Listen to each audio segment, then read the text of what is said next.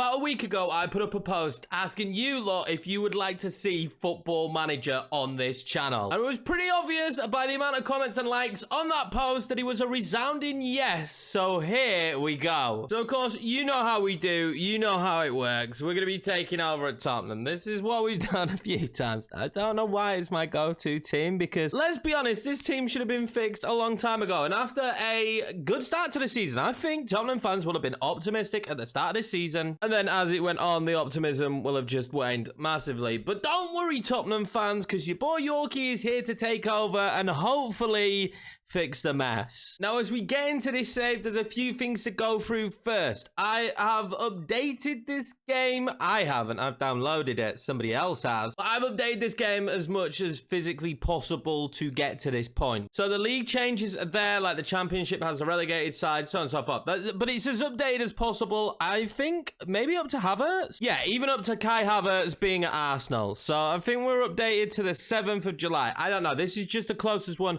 I could get. I thought it would make it a lot more fun. And as far as it goes for Tottenham transfers, I think we are pretty much up to date. There might be one or two. I might miss them. They might slip under the radar. This is going to be your opportunity to get them in. But I'm pretty sure like Kulusevski is now a permanent deal. And that goalkeeper they signed has come in as well. So if I am wrong, though, just let me know in the comments. This episode is definitely going to be an opportunity for you guys to get in transfer feedback and whatnot. And before we deep dive into this season, smash that subscribe button if you haven't already. I don't know why you haven't, but this series is going to be a banger. So smash it. And also, a little bit of background. If you guys have been watching the channel for a long time, I actually started on Football Manager. So although I don't think I'm fantastic at the game, I'm not a noob. I've been playing this since Championship Manager because I'm old. Not as old as some of the other creators in the community, but I am still a little bit of a vet. So I've been playing it for a while. I've not really touched the game this year. Been a bit of a rookie year when it comes to Football Manager for me. So I don't know. Fell out of love with it. You can see 21 a lot of time, 22 not as much time, and then this year's been poor. But hopefully it's good fun and I'm loving all the updates that I'm hearing about the game. But enough of that. Let's get into building this Tottenham side to the best of our ability and rebuilding it to hopefully do everything we can to win a trophy. So straight off the bat, let's not mess about. There's a lot of contention around this right now. Nobody really knows what's going to happen. Most likely, Harry Kane will stay at Tottenham, see out his year left, and then go on a free because Daniel Levy is an idiot. Losing this caliber of player on a free, to me, is just insane. But anyway, he's here for us right now. I'd love to use him. You can see his attributes. They're beastly. But if we do all think he's going to go in real life, which, I mean, sad reality, Tottenham fans, potential that this could happen. And regardless of whether it happens this season, it will happen next season unless something crazy happens. Now, I actually think the new Tottenham appointment, even though I can't say his name, is actually a good one. I like what he's done at Celtic. I like what he's done in the past. He could be a breath of fresh air at Tottenham instead of trying the tried and tested. So that's what we're going to do as well. So comment down below. Let me know if you think Kane's time is done. I'll list him up. We'll get a lot of money for him, which will allow us to build the squad. Because I already know striker's going to be a tough position for us to sort out because if Harry Kane went, we only have Richarlison, and Richarlison is Richarlison. So I don't know what we do with Richarlison. Me not being a big fan of him probably doesn't help. When you actually break down his attributes in game, especially physically, I mean, this guy could do a job. He's not going to be top level. He's not elite, nothing like that. But the work rate as well will kind of suit a system that we want to play. So maybe Richarlison gets a new lease of life under Yorkie. That's what we did in the FIFA save. Anyway, this is a huge squad. It's bloated right now. I'm going to have to go through it all in its entirety and just start chipping away at it because there's players like Højbjerg that I think has already gone. Underbelly needs to go. Lo Celso most likely will go. Like, there is a lot of players that need to leave this club. And I'm going to do my best to try and get them out of the club, but it's already good to know that we have a £65 million budget. That is nice. But before we get into anything, they want me to create a tactic. We are going to change this massively, but let's just plug in a tactic that'll work for now. And bam, just like that. That's what we've got. We're not going to use this. I mean, we might use this shape depending on how we build the squad, but we're not going to use a vertical tiki-taka. This will be tweaked. You have to put one in for now. I haven't even assessed the squad yet, but this shape could be something we play. Now, the main reason I did that is because we are going to meet the press. I never meet the press because I hate the press in this game, but for the sole purpose of some of you might not have played it before, I'm going to meet the press. Also, something that was new this year was the supporter profile. Now, The supporters want entertaining football. That's what I do. They want attacking football. That's what I do. They want possession football. Not as much what I do, but I would like to develop a lot of young players here. I think there'll be some good ones. Of course, they want to be better than Arsenal and Chelsea, and Europa League is all they want us to qualify for. So, I mean, we have a little bit of a lifeline here in season number 1. If it all goes wrong for me, at least we should be able to qualify for the Europa League. Now, the club's vision isn't that much different. They want us to now develop with youth. They want us to now sign young players. Don't even sign anyone over the age of 30.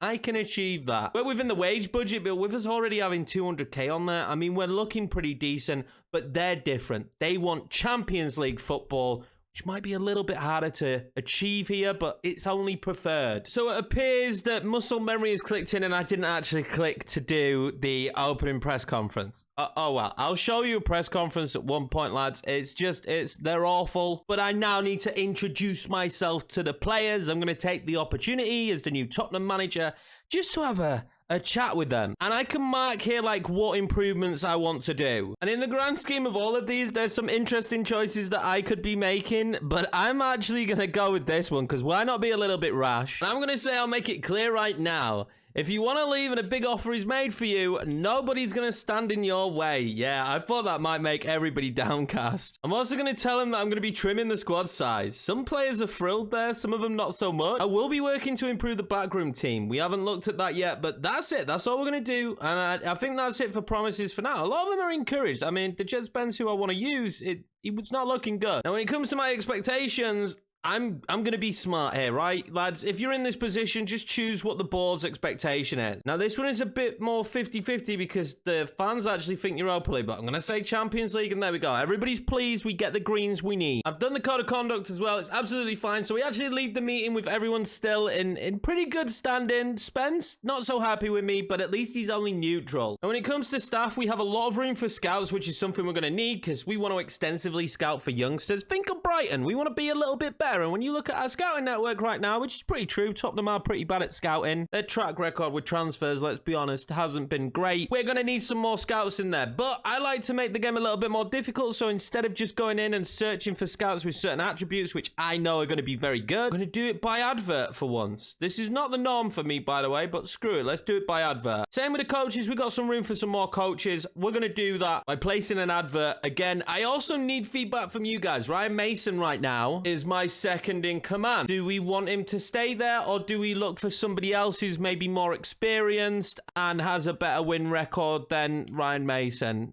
has? Also, his preferred formation is not a formation I plan on touching. Although 3 at the back maybe with this team could work depending on centre-backs. Because when it comes to looking at centre-backs, we can see how many good ones we have, and I've instantly decided already that this is not a good option. For me, the only centre-backs right now that should be safe is Eric Dyer and Romero. And Eric Dyer is only safe just out of the fact that there is nobody else. Because Davinson Sanchez, he needs to go. He's wanted on loan. I'm going to try and get a permanent out for him. Now I'm going to go off. I'm going to try and wheel and deal. I'm going to try and Harry Redknapp some stuff, and I'm going to try and make some decent transfers for this team and a lot of outgoings. I'll be back for the first game of the season with maybe a new look squad and actually the tactic that we're planning on playing. Right, lads, here we are then. We're back for the start of the Premier League season. And we've been busy in our time off camera, so let's go through what's happened. Now, the biggest thing we've done so far is just try and move players off the books. As you can see, we've got a much bigger budget right now, and we're in for a few players, but trying to get players out of this bloated squad has been the biggest job. And we started off by getting rid of the hated man. Emerson Royale leaves the club. We got a decent fee for this one. 22 million for the right back. We're looking at investing back into that position,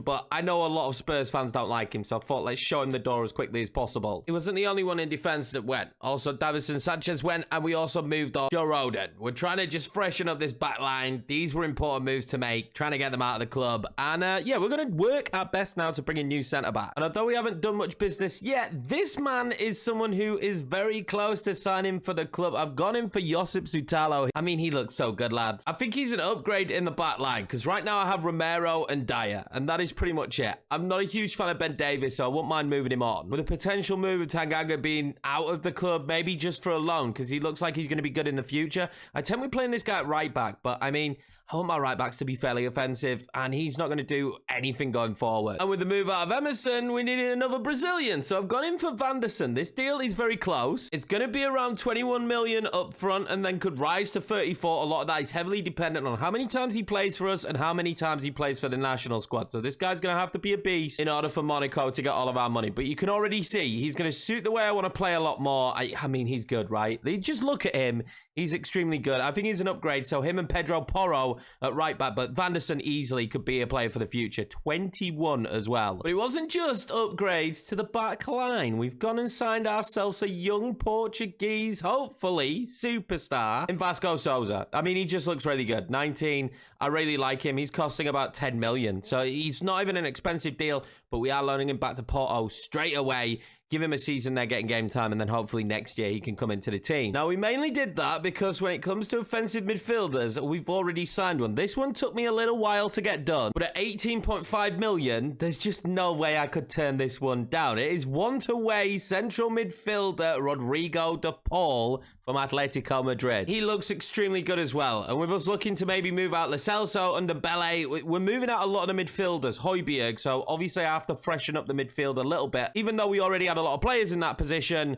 This guy looks really good, and I don't feel too uncomfortable playing him out on the right. His attributes for a winger are actually really good as well. He's fairly quick. He's quite explosive. So, yeah, I think Rodrigo de Paul was just one of those I couldn't miss out on. When I saw him for 18.5 million, I thought we've definitely got to snap him up. He wasn't the only player that I found for an extremely cheap deal. That's right, David De Gea is on loan at Tottenham Hotspur, and whether we sign him is going to be heavily down to you guys, but I think he's an upgrade in the comparison to Hugo Lloris. Lloris has 1 year left on his contract. David De Gea is out of the club at Manchester United. David De Gea has a ton of experience in the Premier League. I mean, even if it's just for a couple of seasons, surely he could make a huge impact here. But this is where you guys come in. I'm going to wait. I'm going to hold on. I'm going to see what you guys say, and then we'll make a decision on David De Gea. But he's having a fun time here on loan, and he's played most of the games during preseason. Now, I basically flew through preseason. I did not care about this whatsoever. I just wanted to get to the first game of the season. By the way, second game of the season, Man City, going to be very difficult. But I wanted to get to this Fulham game, so I flew through it,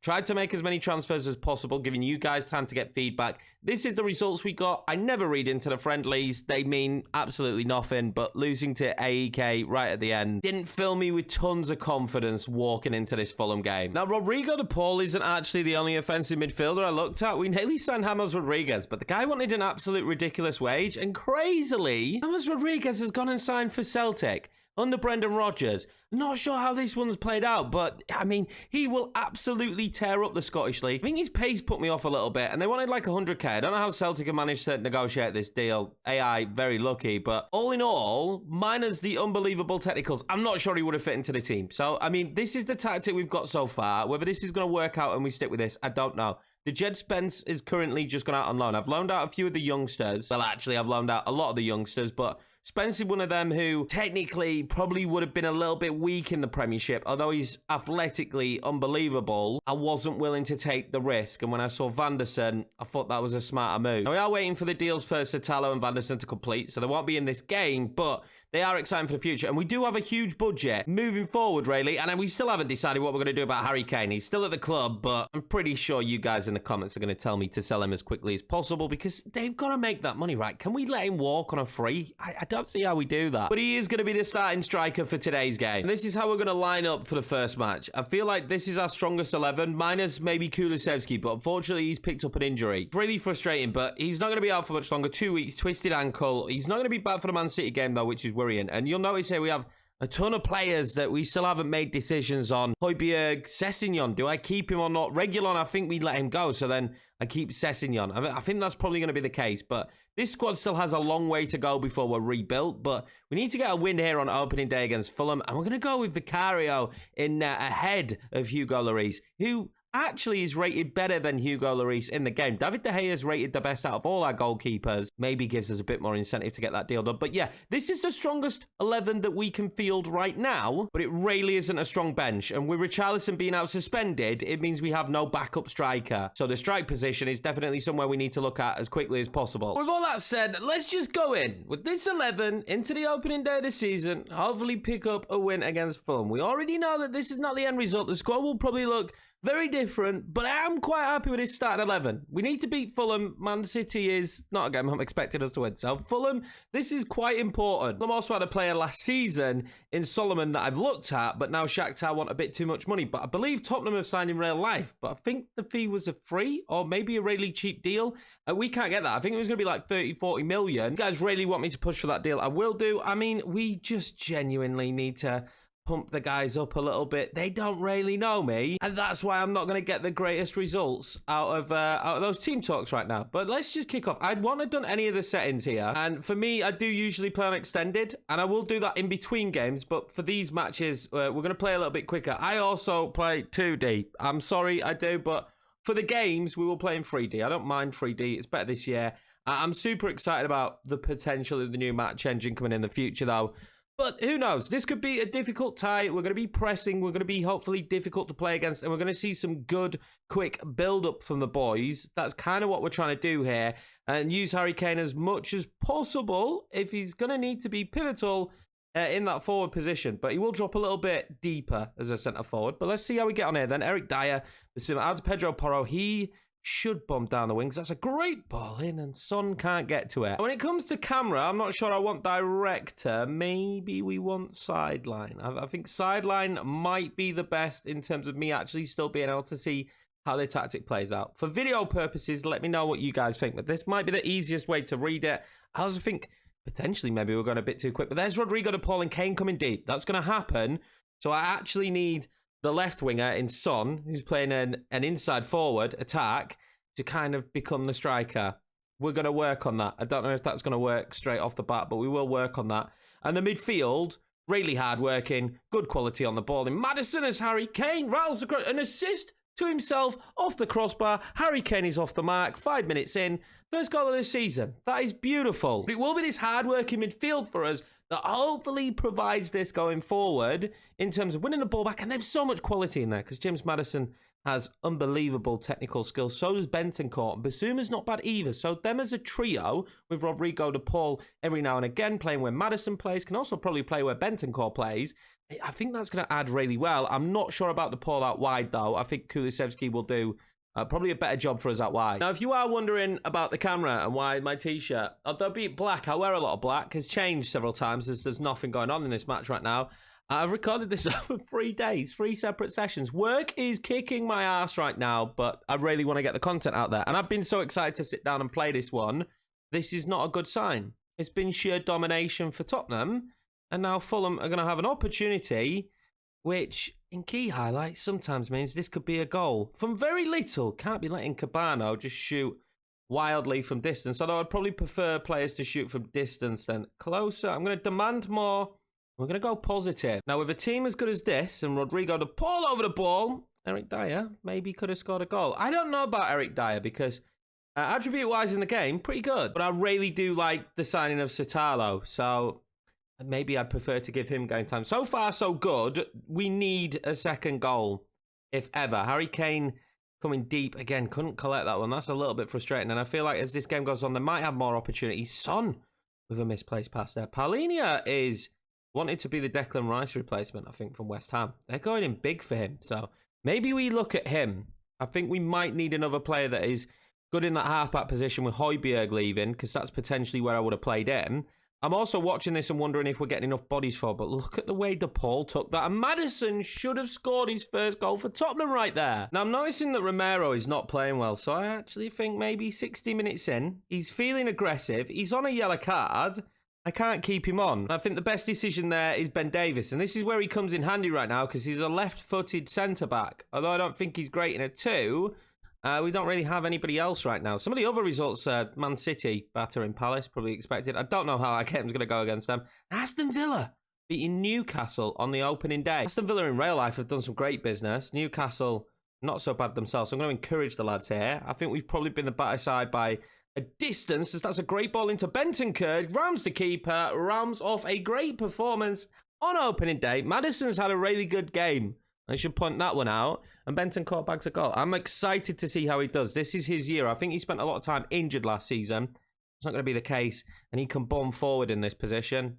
I know, didn't stand a chance. And with that goal going in, I think it's time to make a few more substitutions. I believe you get 5. I'm going to bring on Sessegnon. And this is where we start to feel weak. I wouldn't mind bringing off Son and Harry Kane.